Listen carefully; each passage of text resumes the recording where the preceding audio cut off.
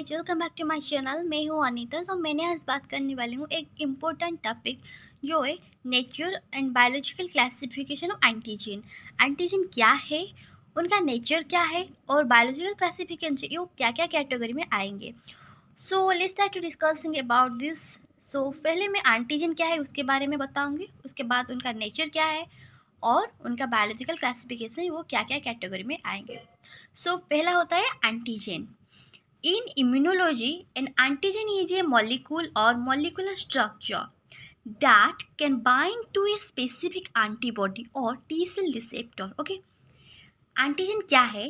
In immunology, that means immunology में an antigen is a molecule. Antigen क्या है? एक molecule होता है या तो molecular structure that can bind to the specific antibody. Okay, जो एंटीजन है वो बाइंड करता है एक स्पेसिफिक एंटीबॉडी से। वो क्या करती है, इम्यूनोलॉजी से हमको पता चलता है कि एंटीजन एक मॉलिक्यूल होता है या तो मॉलिकुलर स्ट्रक्चर है जो कि बाइंड करता है एक स्पेसिफिक एंटीबॉडी या तो टी सेल रिसेप्टर के साथ। Okay, antigen including toxin, chemicals, bacterial, viruses और other substances come from outside the body. Antigen include होता है किसके किसके साथ, टॉक्सिन हो सकता है, chemicals, bacteria, virus and other substances come from outside of the body. जो बॉडी हमारी जो मॉलिक्यूल जो सारी चीज़ हमारी बॉडी से ही अलग है और आउटसाइड ऑफ द बॉडी होता है, उन सारे सब्सटेंसेस को हम एंटीजन बोलते हैं। सारे सब्सटेंसेस नहीं, जो chemical, toxin, bacteria, virus, that is called antigen. Antigens are large molecule of protein present in the surface of pathogen. वो जो एंटीजन है वो क्या है, वो एक मॉलिक्यूल होता है, मॉलिक्यूलर स्ट्रक्चर होता है, लार्ज मॉलिक्यूलर स्ट्रक्चर किसका, प्रोटीन का। वो कैसे किसके साथ प्रेजेंट होता है, किसके ऊपर प्रेजेंट होता है, present on the surface of pathogen, pathogen के ऊपर वो प्रेजेंट होता है। सो देन टाइप्स, उनके टाइप्स के बारे में हम पढ़ेंगे। वो एंटीजन के टाइप कितने हैं, क्या है। On the basis of ability of the antigens are classified into the different types. उनका बेसिस जो एबिलिटी को लेकर जो एंटीजन को डिवाइड करता है वो बहुत सारी कैटेगरी में होता है। पहला होता है complete, incomplete, pro antigen and heterophilic antigen. Okay, उनको एबिलिटी को बेस करके जब एंटीजन को हम क्लासिफाई करेंगे हमको क्या क्या देखने के लिए मिलते हैं, complete, incomplete, pro antigen and heterophilic antigen. Okay, पहले हम देखेंगे कंप्लीट क्या है। कंप्लीट एंटीजन को बोल सकते हैं immunogens. Okay, it is also known as immunogen. Then हम इसको कंप्लीट को हम इन इम्यूनोजन भी बोल सकते हैं। The term complete antigen is used for substances which possesses antigenic property de novo. The term complete antigen is used for the substances. वो जो एंटीजन होता है, जो कंप्लीट एंटीजन, हमें इस वर्ड को किसके साथ यूज़ करती है, सब्सटेंसेस के साथ, which जो सब्सटेंसेस एंटीजेनिक प्रॉपर्टीज़ के साथ डिनोट करती है उसको साथ हम यूज़ करती है complete antigen. Antigens induce antibody production. Okay, antigen क्या इंड्यूस करती है, प्रोडक्शन ऑफ द एंटीबॉडी। ये तो एंटीबॉडी प्रोडक्शन करने के लिए इंड्यूस होता है antigen. These antigens can induce an immune response by themselves without any carrier particles. Okay, these antigen, वही complete antigens can induce करता है an immune response, immuno response को इंड्यूस करता है बाय इसके हेल्प द्वारा, themselves without any carrier particle, carrier particle के द्वारा वो क्या करती है ना, इंड्यूस करती है रेस्पॉन्स, इम्यूनो रेस्पॉन्स को। These usually प्रोटीन, पेप्टाइड्स और polysaccharide with high molecular weight. वो क्या है ना, यूजुअली प्रोटीन हो सकता है, पेप्टाइड भी और पॉलीसैकेराइड, वो तीनों में से एक ही हो सकता है विथ हाई मॉलिक्यूलर वेट। उनका जो मॉलिक्यूलर वेट होता है ना वो हाई होता है। लाइक कितने हो सकता है, लेस देन 1000 डाल्टन, डाल्टन से ही ज़्यादा होता है। ओके, देखिए वो होता है एंटीबॉडी, वो होता है एंटीजन। देखो, एक एंटीजन एक स्पेसिफिक एंटीबॉडी के साथ बाइंड करता है और वो होता है एंटीजन बाइंडिंग साइट, जो बाइंडिंग साइट में ही एंटीबॉडी आकर बाइंड करता है। देन इनकम्प्लीट, फर्स्ट पहला था तो कंप्लीट, इसको इम्यूनोजेंस बोलते हैं। दूसरा आएगा तो इनकम्प्लीट, उसको हम हैप्टेन भी बोल सकते हैं। It is also known as hapten antigen, उसको हम हैप्टेन भी बोल सकते हैं। Hapten is derived from the Greek word haptein that means to grasp. जो हैप्टेन होता है वो कहाँ से आया? ग्रीक वर्ड से आया है। उनका ग्रीक वर्ड कौन सा वाला आया? Haptein. Okay, that means to grasp. Okay, that means to grasp. It is a low molecular weight, but complete जो था ना उनका हाई मोलिकुलर वेट था, बट द इनकम्प्लीट का लो मोलिकुलर वेट था, ग्रेटर देन, उनका था ग्रेटर देन 10,000, उनका less than 10,000। It is usually non protein substances. वो क्या है ना, वो होता है protein, specifically protein, polysaccharide, peptide वाला सब्सटेंस होता है, लेकिन इनकम्प्लीट वाला जो होता है वो होता है non protein substances. Okay, it is unable to induce an immune response by itself, but hapten can become a communogenic only when covalently linked to protein called carrier protein. It is unable to induce immune response, जो complete होता है वो able होता है immuno response को क्या induce करने के लिए, लेकिन जो इनकम्प्लीट है ना वो अनेबल है by itself, but Hapten can become immunogenic only when the covalently linked to protein.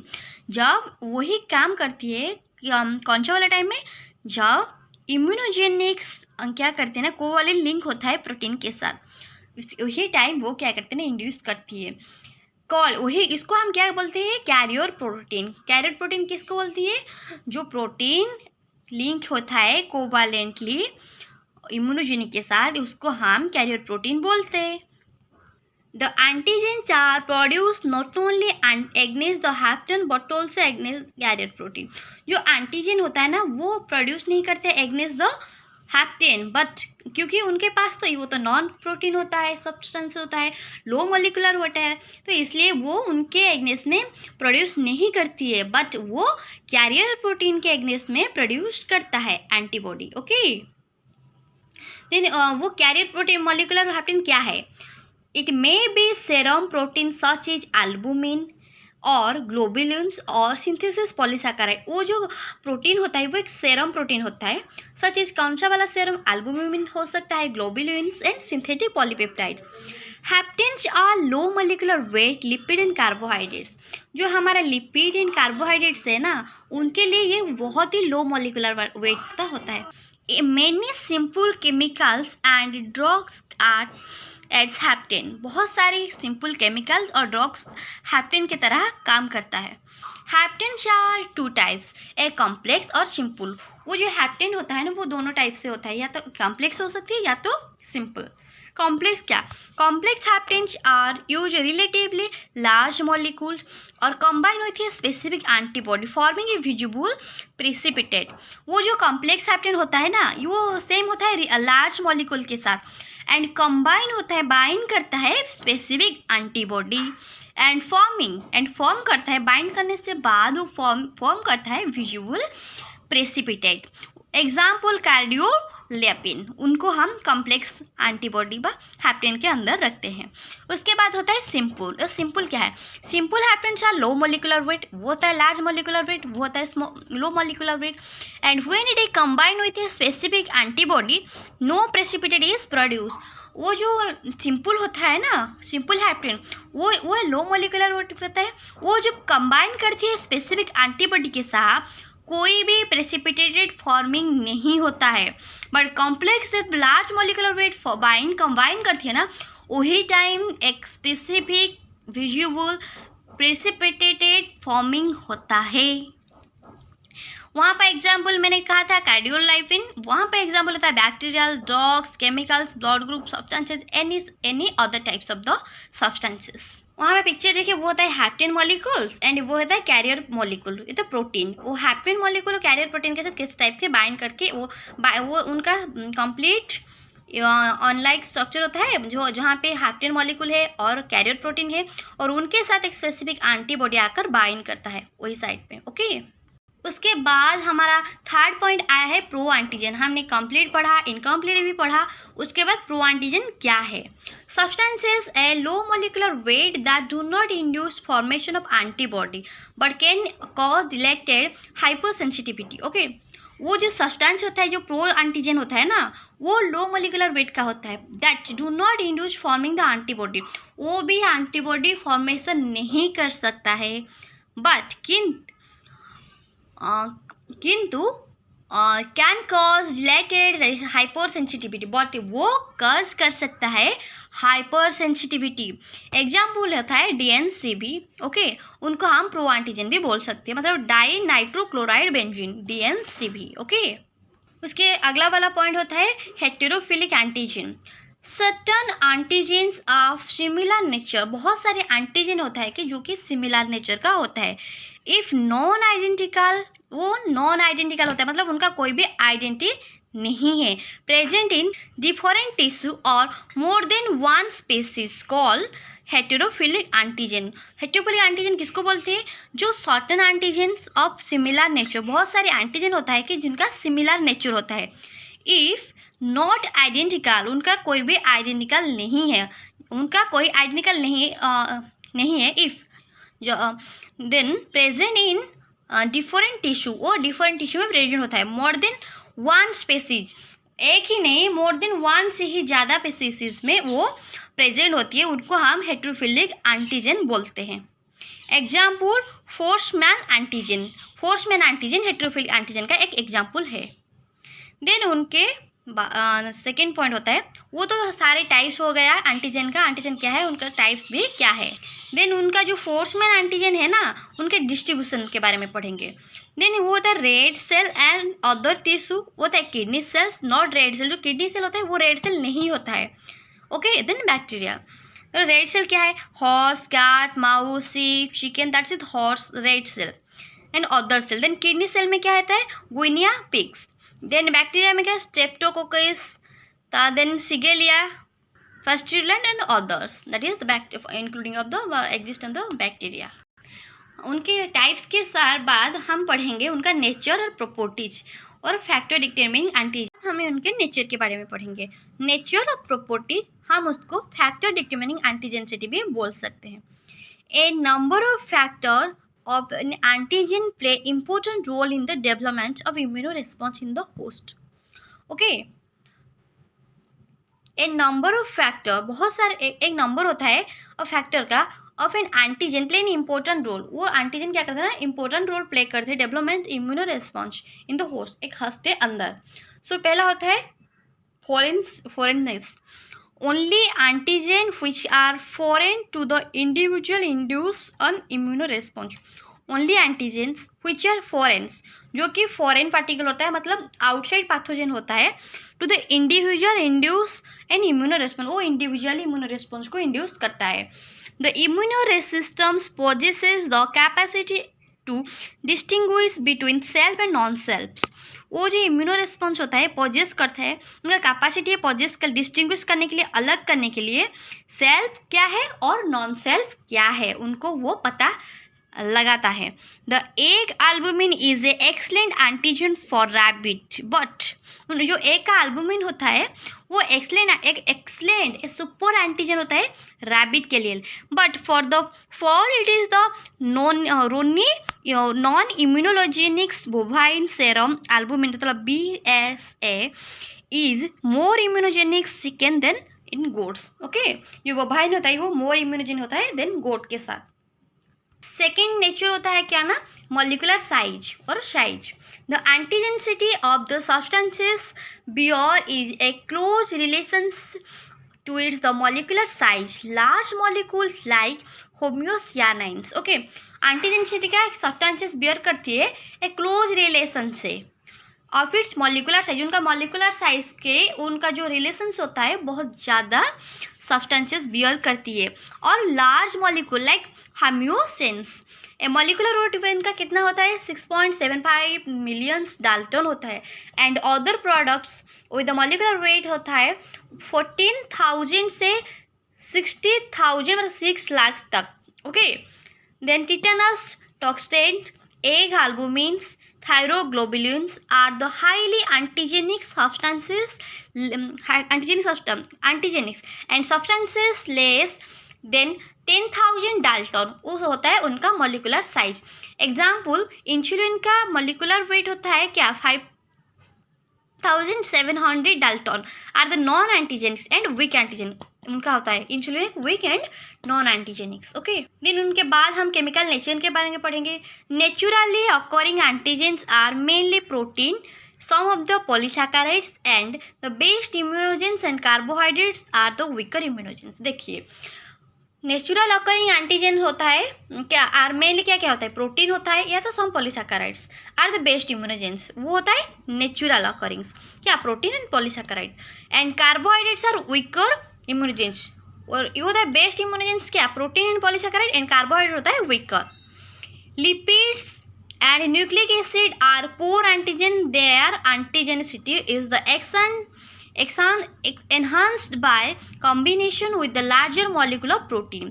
Lipid and nucleic acid क्या करती है ना, पोर एंटीजन होता है, एंड देयर एंटीजेनिसिटी क्या होता है ना, एनहांस करती है by the combination of large molecule of protein. वो एनहांसिंग करती है कॉम्बिनेशन करने के लिए लार्ज मॉलिक्यूल के साथ, प्रोटीन के साथ. And the exception is found with the gelatinous histones and protamines which are the non-antigenic due to their low tyrosine content.